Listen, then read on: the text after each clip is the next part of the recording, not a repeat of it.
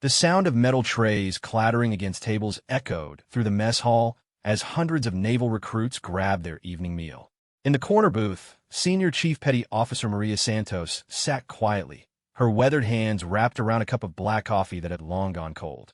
Her dark eyes scanned the room with the practiced awareness of someone who had spent 15 years in the most dangerous places on Earth. Maria wasn't supposed to be here.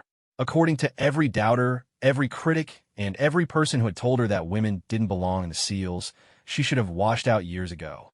But here she was, one of the first female Navy SEALs in history, now serving as an instructor at the Naval Special Warfare Training Center. What happened next in that mess hall would become the stuff of legend. A young recruit's moment of arrogance would meet the quiet strength of a woman who had earned her place among the world's most elite warriors. It was a collision that would change both their lives forever and remind everyone present that respect isn't given based on assumptions. It's earned through action, and sometimes it's demanded through consequences. This is the story of how 5 minutes in a military mess hall taught an entire generation of recruits what it really means to serve with honor. Marcus Thompson had always been the biggest guy in the room. At 6'4" and weighing in at 230 pounds, he had dominated high school football fields across Texas. When he walked into the Navy recruitment office 6 months ago, the recruiter's eyes had lit up like Christmas morning. Here was the kind of physical specimen the military loved to showcase in their advertisements. But Naval Special Warfare Training wasn't high school football, and Marcus was learning that lesson the hard way. 3 weeks into basic underwater demolition school, his cockiness was starting to crack around the edges. The instructors pushed harder than any coach he had ever known. The ocean was colder than any lake back home, and the other recruits he was discovering weren't impressed by his small-town quarterback credentials. Still, old habits die hard, and Marcus carried himself with the swagger of someone who believed his own hype. He had learned to keep his mouth shut around the instructors, but when they weren't around, he was still the loudest voice in any conversation. That Tuesday evening in November, the mess hall was buzzing with the usual mix of exhausted recruits refueling for another grueling day ahead. Marcus sat with his usual crew, 5 other wannabe SEALs who hung on his every word like he was already wearing the trident pin. "You see that instructor today?" Marcus said, stabbing his fork into a pile of mashed potatoes. "The one who was watching us during the obstacle course?" His buddy Jake nodded. "Yeah, what about her?" "Her." Marcus laughed, loud enough that several tables around them turned to look. "That's exactly my point. What's a woman doing trying to train Navy SEALs? This is supposed to be the most elite fighting force in the world, and they've got soccer moms running our training." The comment drew nervous chuckles from his table mates, but Marcus was just getting started. He had an audience, and he had never been good at knowing when to stop. "I mean, think about it," he continued, his voice growing more animated. "When we're deployed in some hellhole in the Middle East, and bullets are flying, and I need someone to drag my wounded body to safety, you think some 5'0" woman is going to be able to do that? She'd probably throw out her back trying to lift my gear." What Marcus didn't know was that Senior Chief Petty Officer Maria Santos was sitting 3 tables away, well within earshot of his performance. She had been enjoying a rare, quiet moment with her own meal when his voice had cut through the ambient noise of the mess hall like a rusty knife. Maria had heard variations of this speech countless times over the years. In training facilities, on bases, in bars near military installations where young soldiers gathered to prove their masculinity to each other. She had developed thick skin about it, mostly because she knew something these recruits didn't. Action spoke louder than ignorant words ever could. But there was something about Marcus Thompson that rubbed her the wrong way. Maybe it was the casual arrogance in his voice, or the way his friends were nodding along like disciples. Maybe it was because she recognized something of her own younger self in his desperation to prove himself to his peers. Or maybe it was just that she was tired of having this same conversation after 15 years of proving herself over and over again. Marcus was still talking, his voice getting louder as he warmed to his theme. "And don't even get me started on the physical standards," he said, waving his fork for emphasis. "They probably had to lower the requirements just so she could squeak by. Hell, I bet if I challenged her to any kind of physical competition right now, she'd find some excuse to back down." That was the moment Maria Santos decided she had heard enough. She stood up slowly, her chair scraping against the concrete floor with a sound that somehow cut through all the noise in the mess hall. Several people noticed, including Marcus's friend Jake, who suddenly, went very pale, and started trying to get Marcus's attention with increasingly frantic elbow nudges. But Marcus was on a roll now, drunk on his own rhetoric and the attention from his audience. "I'm serious," he continued, oblivious to the way the conversations around him were starting to die down. "These diversity hires are going to get people killed. When a shooting starts, you want a real warrior next to you, not some political correctness experiment." Maria had covered the distance between her table and Marcus's in about 6 steps. She didn't announce herself, didn't clear her throat, didn't do anything to interrupt his monologue. She simply stood there, close enough that her shadow fell across his dinner tray, and waited. It was Jake who finally managed to get Marcus's attention, grabbing his wrist and hissing, "Dude, shut up right now." Marcus looked up, annoyed at the interruption, and found himself staring into the darkest brown eyes he had ever seen. They belonged to a woman who might have been 5'6" in her boots, with shoulder-length black hair, pulled back in a regulation ponytail. She was wearing the same standard-issue fatigues as every other instructor on base, but somehow they looked different on her. More lived in, more earned. "Oh," Marcus said, his voice suddenly much smaller. "Hello, Recruit Thompson," Maria said quietly. Her voice was calm, professional, with just the faintest trace of a Texas accent that Marcus might have found comforting under different circumstances. "I couldn't help but overhear your conversation." The mess hall had gone completely silent now. 300 recruits and staff members were suddenly very interested in their food, while simultaneously straining to hear every word of what was unfolding at Table 7. Marcus felt his face burning red, but his pride wouldn't let him back down completely. "I was just discussing training standards with my classmates," he managed. "Training standards," Maria repeated, as if she was tasting the words. "That's interesting. Tell me, Recruit Thompson, what do you know about my training standards?" It was a simple question, delivered without malice or anger, but somehow it made Marcus feel like he was standing on the edge of a very deep cliff. I just think." "You just think," Maria nodded thoughtfully. "Well, let me share some facts with you, since you seem interested in standards. My name is Senior Chief Petty Officer Maria Santos. I graduated from BUD/S Class 347 with the highest scores in my class. I've completed 3 combat deployments, including 16 months in Afghanistan and 8 months in Iraq. I've been awarded 2 Bronze Stars, a Purple Heart, and a Navy Cross for actions under enemy fire." She paused, letting that sink in while Marcus's face went from red to white to green. "I've jumped out of airplanes at 30,000 feet, swum 5 miles in open ocean during a storm, and carried wounded teammates to safety while under sniper fire. I can run a 6-minute mile in full gear, bench press 250 pounds, and place 3 shots in a 2-inch group at 800 yards. Marcus was staring at his plate now, wishing he could disappear into the floor.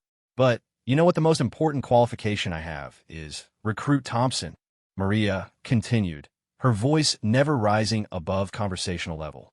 "I never, ever give up, and I never leave a teammate behind. So if you're wounded and calling for help, you better pray that it's this soccer mom coming to get you, because I guarantee you I'll crawl through hell to drag you to safety." The silence in the mess hall was so complete that Marcus could hear his own heart pounding in his ears. Every person in the room was staring at him, and he had never felt smaller in his entire life. "Now," Maria said, straightening up, "you mentioned wanting to challenge me to some kind of physical competition. I think that's an excellent idea." Marcus's head snapped up. "What? You heard me. Tomorrow morning, 0500 hours, meet me at the obstacle course. We'll settle this question about standards once and for all." She smiled, but there wasn't any warmth in it. "Unless, of course, you'd like to find some excuse to back down." She turned and walked away without waiting for an answer, leaving Marcus sitting in stunned silence while 300 pairs of eyes continued to stare at him. His dinner was getting cold on his plate, but he couldn't bring himself to take another bite. Jake leaned over and whispered, "Dude, you are so screwed." Marcus was beginning to think his friend might be right. Marcus barely slept that night. He lay in his narrow bunk, staring at the ceiling while his bunkmates' snores echoed through the barracks. Every time he closed his eyes, he saw Maria Santos standing over him, heard her quiet voice reciting a list of accomplishments that made his high school football trophies look like participation ribbons. At 4:30 in the morning, he gave up on sleep and quietly made his way to the head to splash cold water on his face. The mirror showed him a young man who looked older than his 19 years, with dark circles under his blue eyes and stubble that he would need to shave before inspection. As he stood there, trying to figure out how he had gotten himself into this situation, he heard footsteps in the corridor outside. Through the small window, he could see other recruits moving around in the pre-dawn darkness, all heading in the same direction. Word had spread faster than he had expected.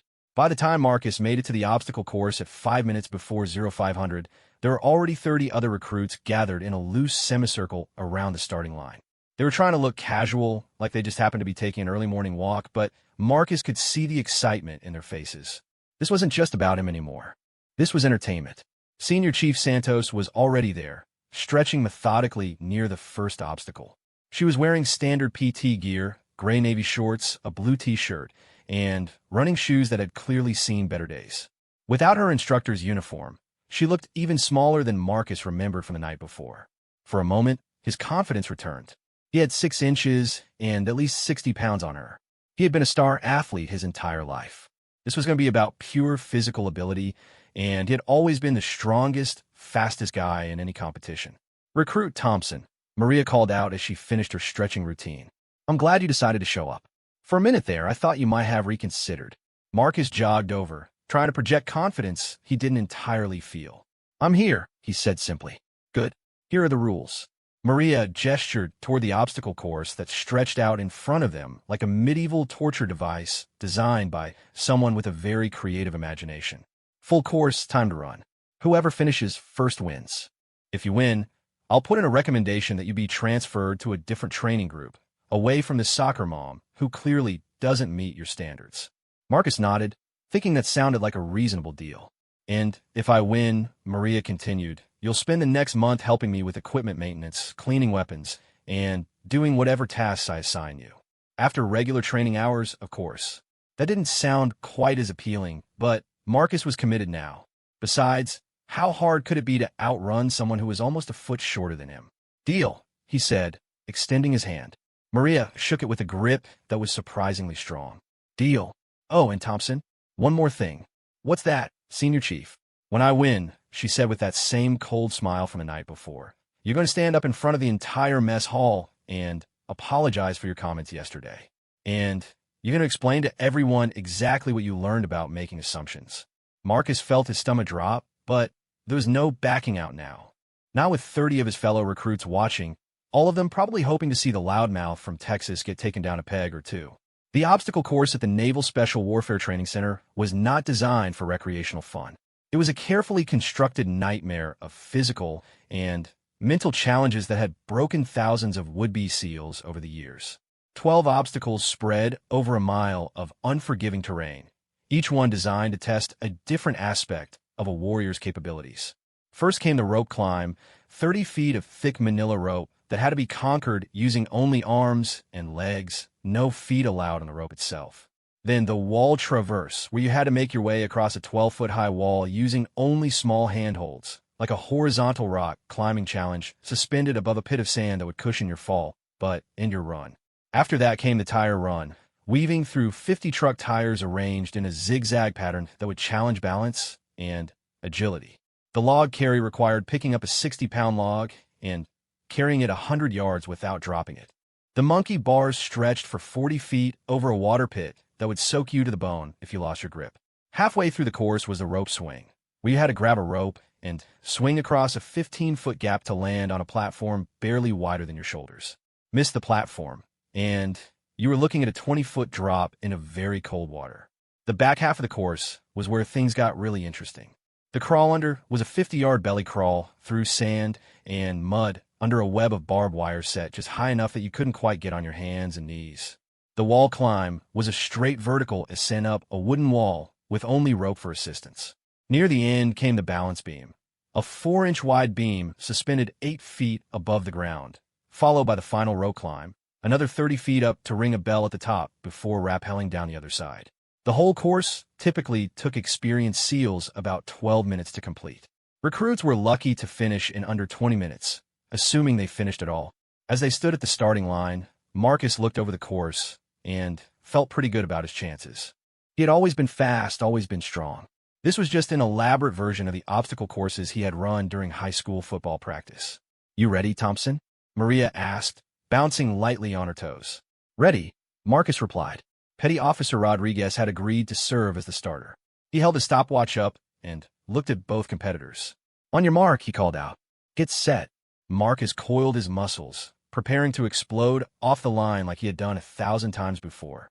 "Go!" They both took off, running toward the first obstacle, and for the first 50 yards, Marcus felt great. He was pulling ahead, his long legs eating up the distance while Maria fell behind. This was going to be easier than he had thought. The rope climb was where things started to go wrong. Marcus had never actually climbed a rope before, despite years of athletic training. He grabbed it confidently and started pulling himself up hand over hand, the way he had seen in movies. For the first 10 feet, it worked fine. His upper body strength carried him up at a steady pace.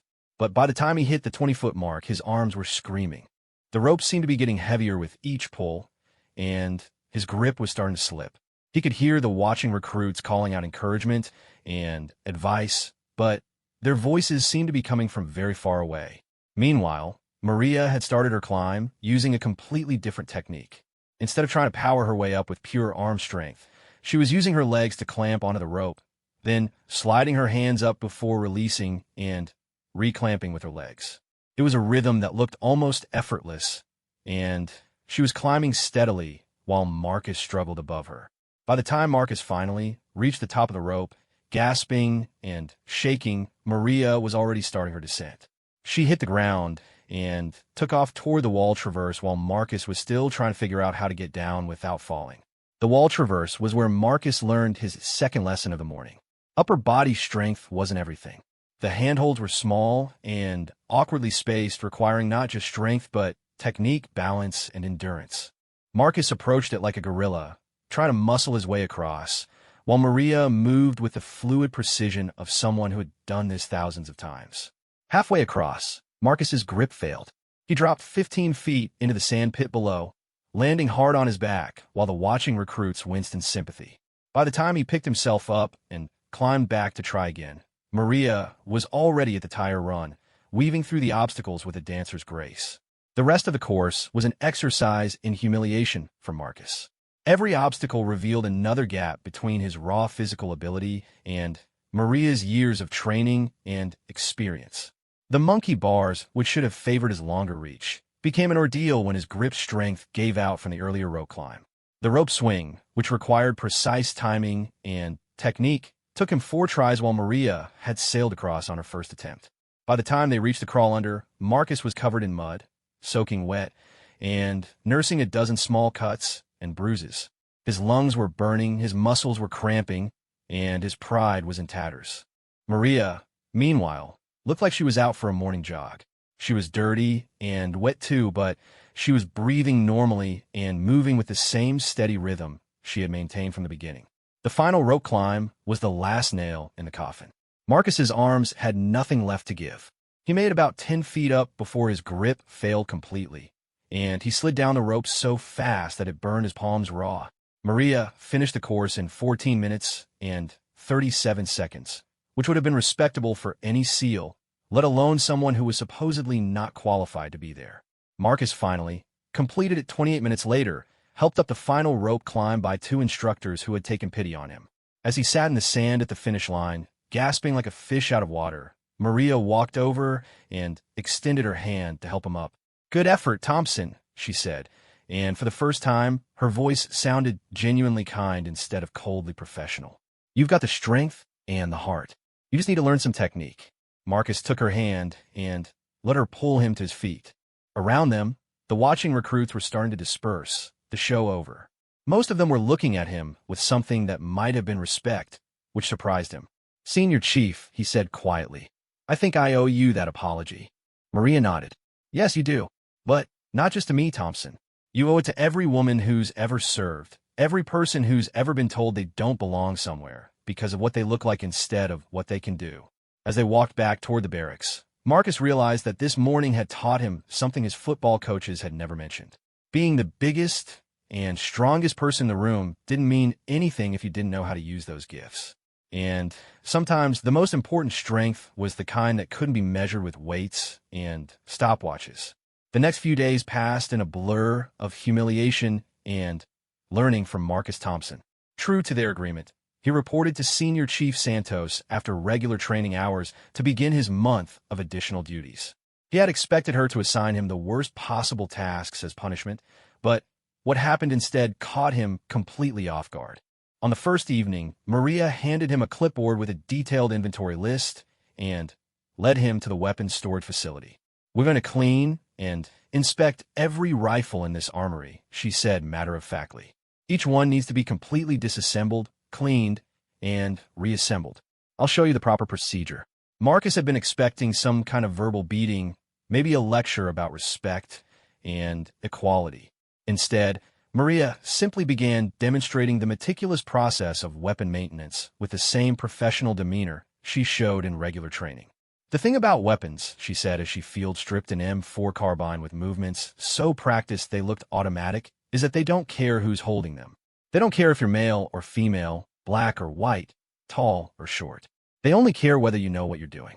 She handed him the rifle components and watched as he attempted to copy her movements.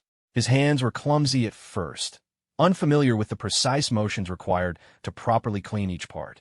"Slower," Maria instructed when he tried to rush through the process. "This isn't about speed. It's about doing it right every single time. Because when you're in a firefight somewhere, and your life depends on your weapon functioning perfectly, there's no room for shortcuts or sloppy work." As they worked side by side in the fluorescent-lit armory, Marcus found himself thinking about the obstacle course from a few days earlier. He had approached it like a football game, relying on raw physical power and aggression. Maria had approached it like a craftsman, using technique and precision to overcome challenges that strength alone couldn't handle. "Senior Chief," he said after they had been working in silence for about an hour, "can I ask you something?" "Sure." "How did you know you wanted to be a SEAL?" Maria looked up from the rifle she was cleaning, considering the question. "I didn't originally. I joined the Navy to get money for college. Grew up poor in San Antonio, and the military seemed like my best shot at a better life." She went back to her work, but continued talking. "I was working as a communications specialist on a destroyer, and I heard about the SEAL program opening up to women. Most people told me I was crazy to even try. Said I'd never make it through training. Said I was taking a spot away from someone who actually belonged there. What changed your mind? I realized that other people's opinions about what I could or couldn't do weren't facts. They were just opinions. The only way to know for sure was to try." She finished reassembling her rifle and set it aside. "Plus, I was tired of being told what I couldn't do. I figured if I was going to fail, I'd rather fail at something that mattered." Marcus nodded, understanding more than he wanted to admit. His whole life, people had told him what he could do based on his size and strength. Being told what he couldn't do was a new experience, and he wasn't handling it very well. "The thing is, Thompson," Maria continued, "training to be a SEAL isn't really about proving you're tough enough to be there. It's about proving you're smart enough to survive when things go wrong. Physical strength is important, but it's not the most important thing." Over the following weeks, as Marcus continued his after-hours duties with Senior Chief Santos, he began to understand what she meant. She had him organizing equipment inventories, which taught him the critical importance of attention to detail. She had him studying tactical manuals and writing reports on different mission scenarios, which showed him how much mental preparation went into every operation. Most surprisingly, she had him helping with training sessions for newer recruits, which gave him a chance to see the program from an instructor's perspective. "Watch Rodriguez over there," Maria said one afternoon as they observed a group of recruits attempting the rope climb. "He's trying to muscle his way up, just like you did. What would you tell him?" Marcus studied the struggling recruit, recognizing his own mistakes. "He needs to use his legs more," he said, "and he's wasting energy by trying to go too fast." "Good. Go show him." It was strange, being on the teaching side of a lesson he had learned so painfully himself. But as Marcus demonstrated the proper technique to Rodriguez and watched the younger recruit's improvement, he felt something he hadn't experienced in a long time. It wasn't the ego boost he got from dominating opponents in football. It was the quieter satisfaction of helping someone else succeed. The real turning point came 3 weeks into his punishment detail. Marcus was helping Maria conduct equipment inspections when they heard shouting from the training area outside. Through the window, they could see a group of recruits gathered around the water survival training tank, and someone was clearly in distress. Without hesitation, Maria dropped what she was doing and sprinted toward the commotion. Marcus followed, his longer legs allowing him to keep pace as they ran across the training yard. At the tank, they found recruit Patterson floating face down in the water, unconscious. He had been practicing underwater not tying when something had gone wrong, and the safety swimmer hadn't been able to reach him in time. Maria hit the water without breaking stride, diving down to where Patterson was sinking toward the bottom of the 12-foot tank. Marcus watched from the edge as she swam down with powerful, efficient strokes, grabbed the unconscious recruit, and began bringing him to the surface. But Patterson was a big guy, even bigger than Marcus, and he was dead weight in the water. Maria was strong, but she was also small, and Marcus could see her struggling to get him to the surface quickly enough. Without thinking, Marcus dove in to help. His own water survival skills were still developing, but his size gave him an advantage in this situation. He reached Patterson and Maria just as they broke the surface, and together they managed to get the unconscious recruit to the side of the tank. Maria immediately began CPR while Marcus helped lift Patterson out of the water. For several terrifying minutes, it looked like they might lose him. Then Patterson coughed up a lungful of water and began breathing on his own. As the medical team took over and Patterson was rushed to the base hospital, Marcus found himself standing beside the tank, soaking wet and shaking from adrenaline. Maria was beside him, equally wet, calmly answering questions from the incident investigation team. "You did good work in there, Thompson," she said after the investigators had left. "Quick thinking, good instincts." "You too, Senior Chief. I don't think I could have gotten him out by myself." Maria nodded. "That's the point. It wasn't about whether you could do it alone or whether I could do it alone. It was about working together to save someone's life." That evening, as they sat in the armory completing their regular equipment maintenance, Marcus found himself thinking about the incident in a new way. For most of his life, he had thought of strength as an individual quality. You were either strong enough to handle something, or you weren't. The idea that different people could contribute different kinds of strength to achieve something none of them could do alone was revolutionary. "Senior Chief," he said as they finished cleaning the last of the rifles, "I've been thinking about what you said that night in the mess hall, about never leaving a teammate behind. What about it? I always thought that meant you had to be strong enough to carry someone to safety by yourself. But today, when Patterson was drowning, neither of us could have saved him alone. We needed each other." Maria smiled, and this time it was warm instead of cold. "Now you're starting to get it, Thompson. Being a SEAL isn't about being Superman. It's about being part of a team where everyone brings something valuable to the mission. Even someone like me, especially someone like you. You've got natural physical gifts that most people would kill for.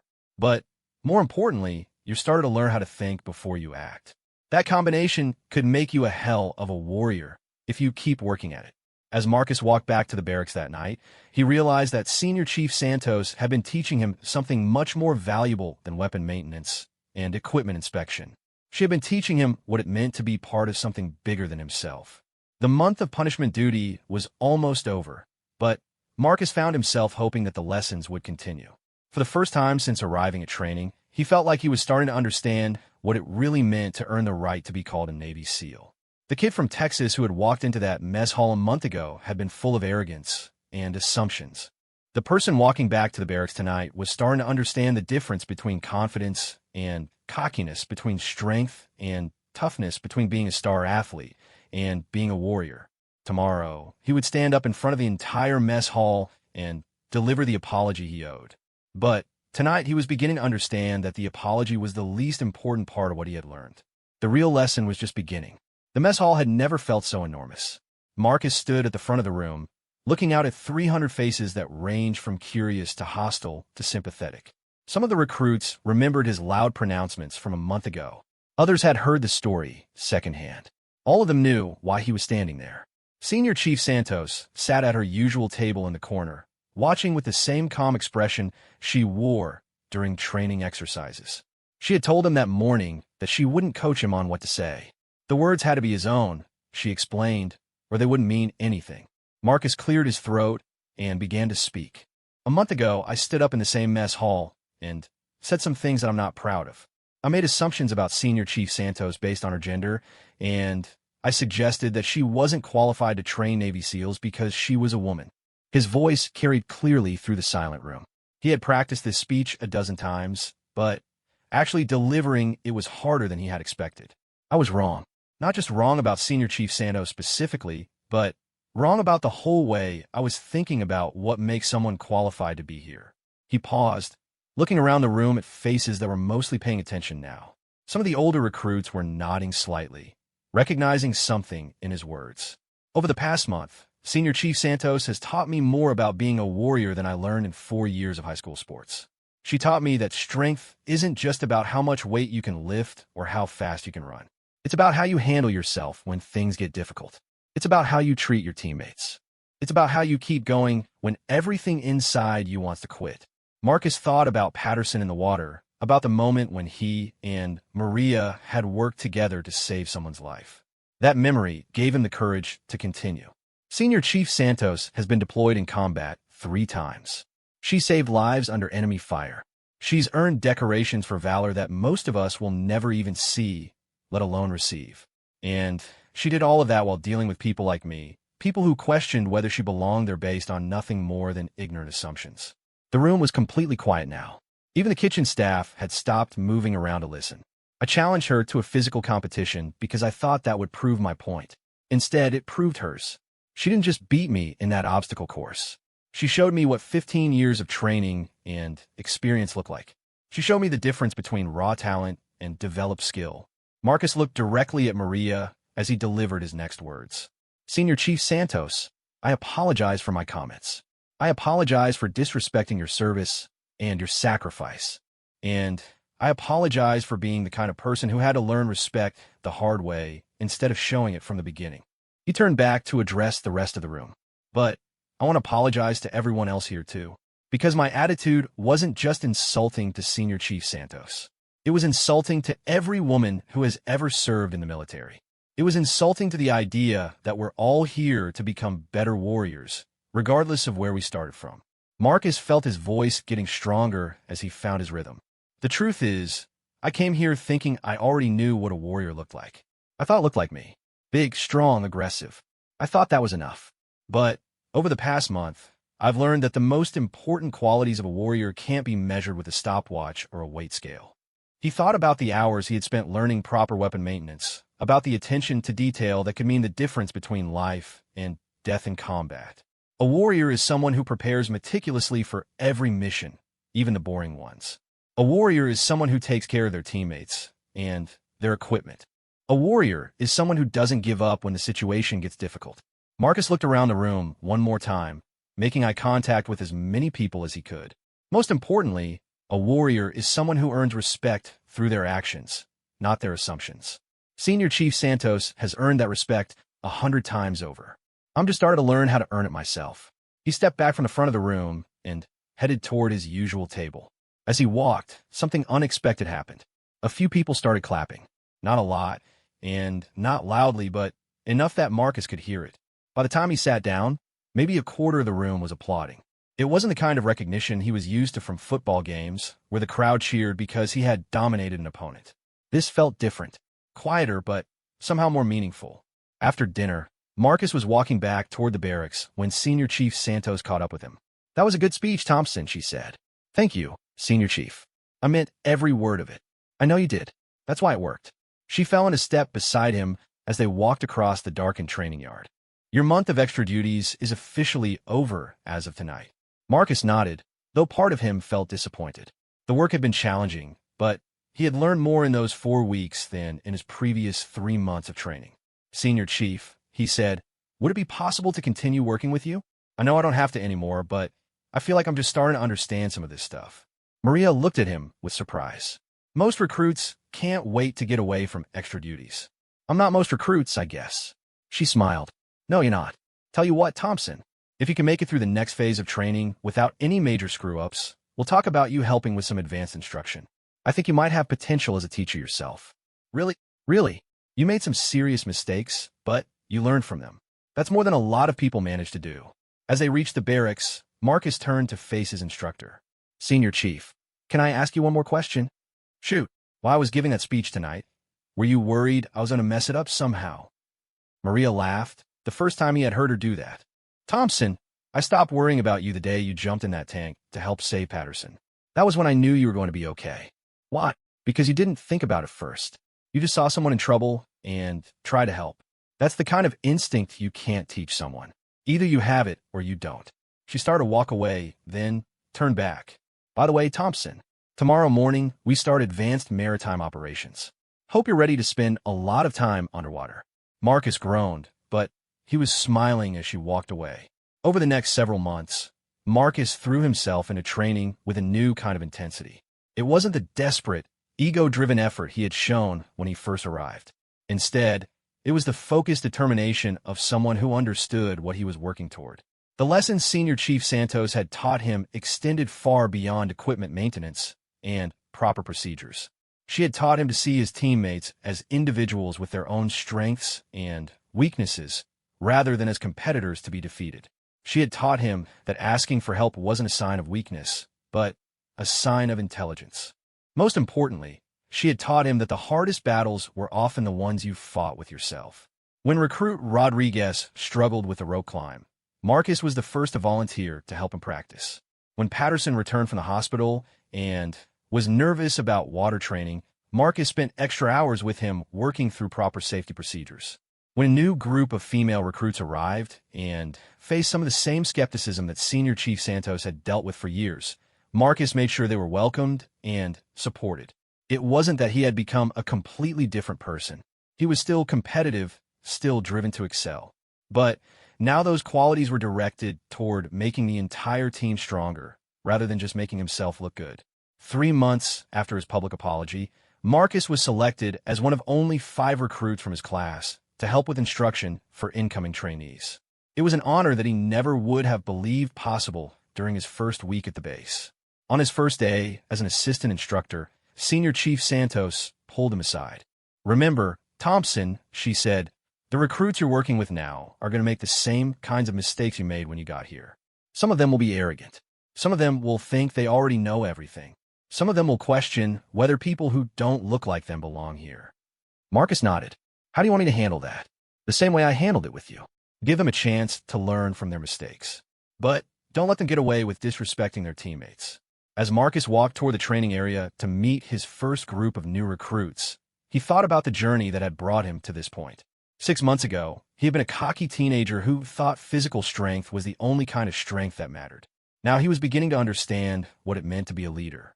The transformation hadn't been easy or comfortable. There had been moments of humiliation and doubt that had tested every assumption he had ever made about himself.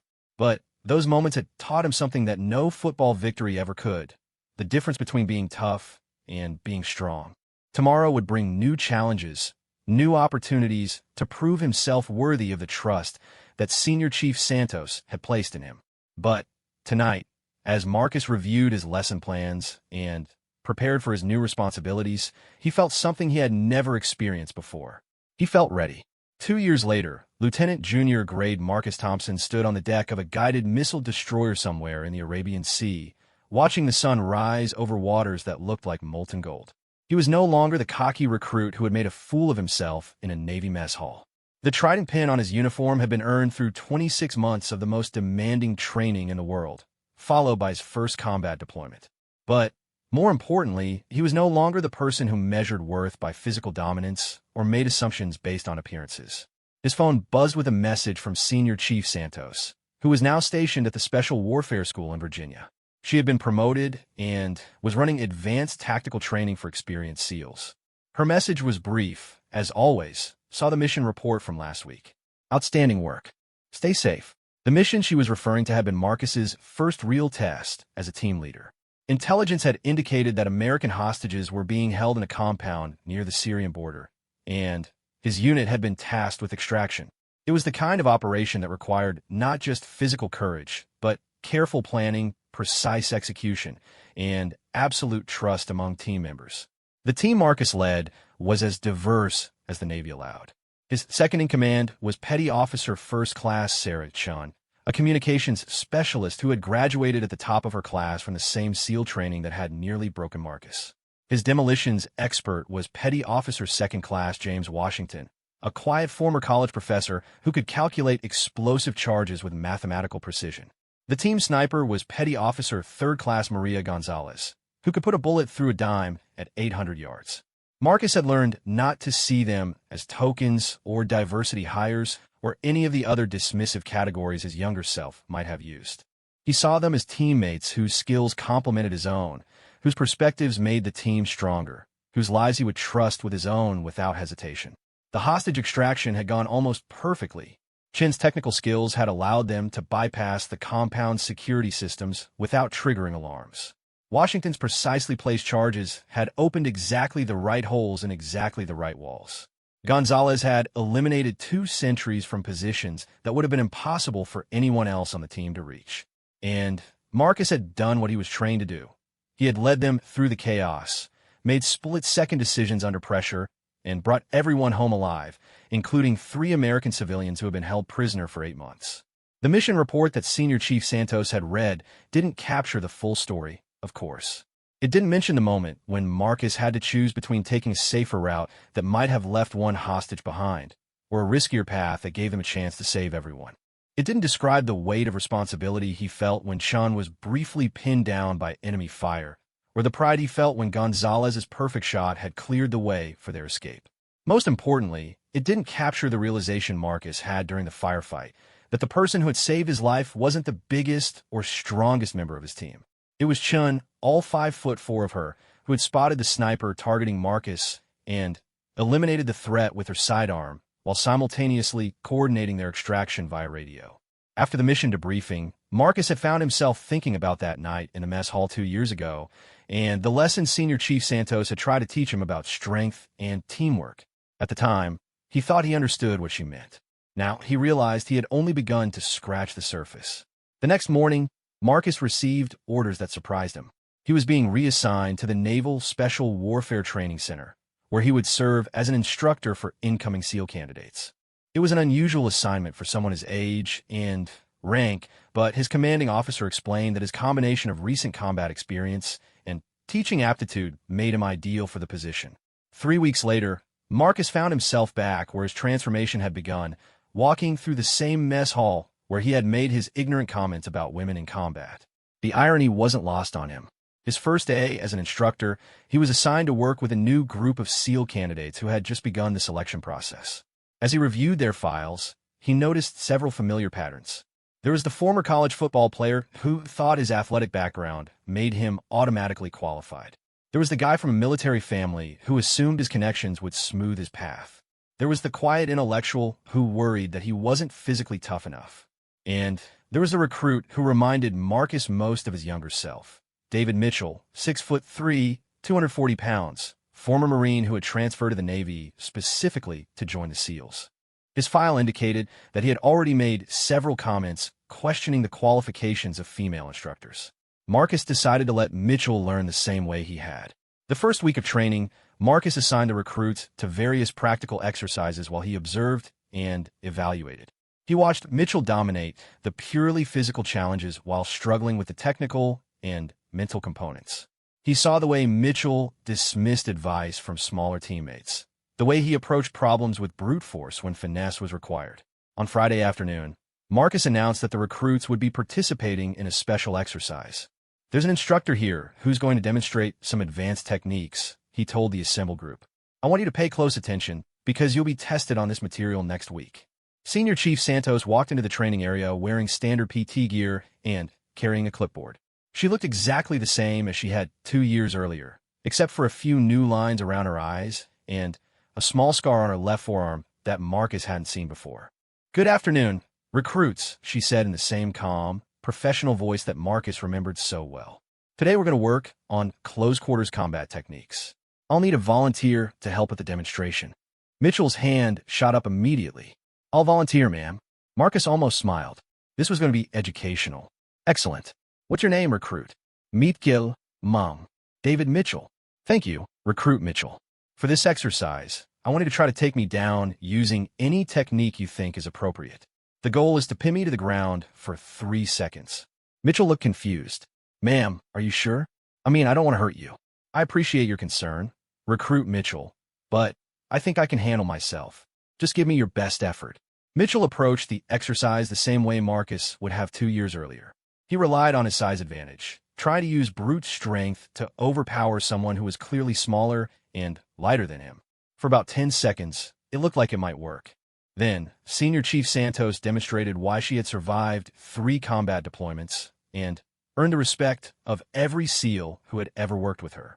The first thing she did was redirect Mitchell's momentum instead of fighting against it. When he lunged forward trying to grab her, she stepped to the side and used his own force to send him stumbling past her. When he recovered and tried a more measured approach, she waited for him to commit to a move, then exploited the opening he created. The takedown itself was a thing of beauty. Santos grabbed Mitchell's extended arm, stepped under it while simultaneously sweeping his leg, and used leverage and technique to send all 240 pounds of him crashing to the mat. Before he could recover, she had secured a hold that made it impossible for him to move. Time, Marcus called out after 3 seconds. Mitchell lay on the mat, looking exactly the way Marcus had felt after the obstacle course 2 years earlier. Confused, embarrassed, and suddenly aware that his assumptions about strength and capability were badly flawed. "Good effort, Mitchell," Santos said as she helped him to his feet. "You've got the physical tools. Now you need to learn how to use them properly." After the demonstration, Marcus dismissed the recruits and walked over to where Senior Chief Santos was packing up her equipment. "Thank you for that," he said. "I think it was exactly what they needed to see." "Mitchell reminds me of someone I used to know," she replied with a slight smile. "Cocky, strong, and absolutely convinced that size equals effectiveness."